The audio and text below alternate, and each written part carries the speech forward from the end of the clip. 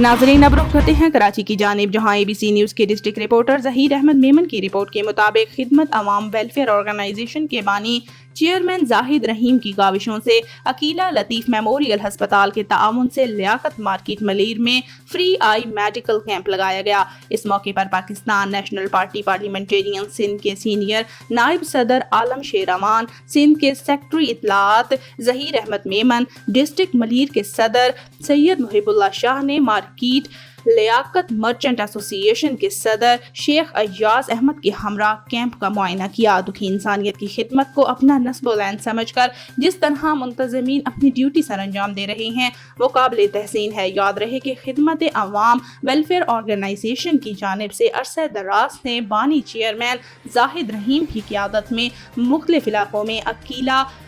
लतीफ़ memorial हस्पताल के ताउन से हर माह फ्री आई मेडिकल कैंप लगाए जाते हैं।